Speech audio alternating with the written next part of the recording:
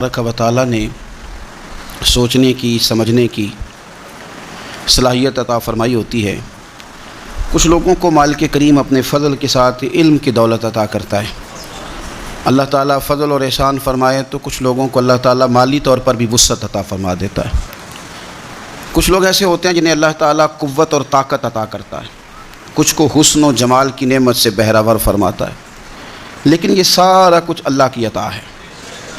जब तक इंसान इन चीज़ों को अपने मालिक की अता समझता है तब तक वो तशक्कुर करता है, तब तक वो आजिज़ी में रहता है। और जब वो समझ लेता है ना कि माज़अल्लाह ये चीज़ें मेरा हक़ थी, मेरी मलकियत हैं, मुझे मिलनी ही चाहिए थी और मैं देखो मुमताज़ हूँ किसी वजह से इन चीज़ों में, फिर वो उजब में मुब्तला हो जाता है, ख़ुद पसंदी में मुब्तला हो जाता है। फिर ना सिर्फ ये कि वो नाशुक्री करता है बल्कि बहुत सारे मकामात पर वो अपने रब करीम की माज़अल्लाह नाफरमानी भी कर जाता है।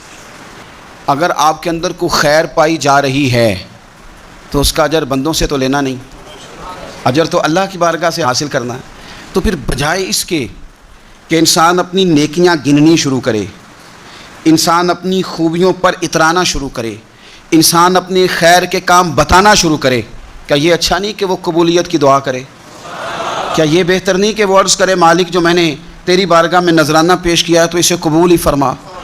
बजाय इसके कि वो तकब्बुर में आए, उसे अल्लाह ताला की खुफिया तदबीर से डरना चाहिए।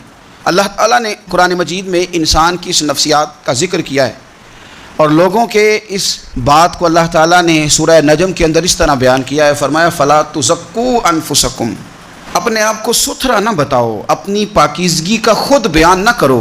फरमाया हुआ अअलमु बिमनित्तका, अल्लाह बेहतर जानता है परहेज़गारों को, उसे परहेज़गारों की ज़्यादा खबर है। तुम ना बताओ कि जब से बड़ा हुआ हूँ नमाज नहीं छोड़ी, तुम ना बताओ कि मैं बहन भाइयों को मैंने ही पाला है, तुम ना जिक्र करो कि फ़लाने को रोटी मैंने खिलाई, तुम ये बात ना करो कि फ़लाँ आदमी के साथ मैंने नेकी की थी। हुआ अअलमु बिमनित्तका, अल्लाह को बेहतर पता है मुत्तकी कौन है। ये चीज़ें अजर वाली हैं, ये अल्लाह पे छोड़ दो। तुम अपनी ज़ुबान से जिक्र ना करो वरना उजब में मुब्तला हो जाओगे, वरना तुम ऐसी आफत में आ जाओगे जो तुम्हें कमज़ोर कर देगी। हमारे यहाँ तेज़ी से लोगों के अंदर उजब आया है, ख़ुद पसंदी आई है।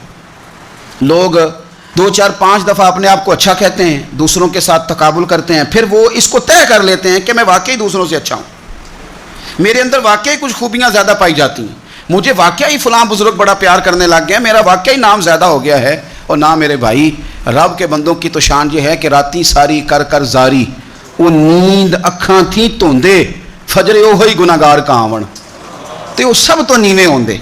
अल्लाह के बंदे का तो ये काम है कि आजिज़ी, इनकिसारी, इज्ज़, वो कबूलियत की दुआ करे, किसी उजब में मुब्तला ना हो, किसी खुद पसंदी का शिकार ना हो।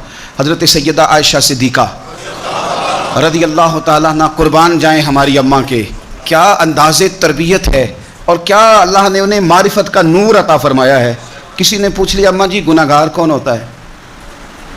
खामोशी छा गई। सैयदा तैयबा ताहिरा हिकमत के मोती बखेरने लगी, अम्मा जी गुनाहगार कौन होता है?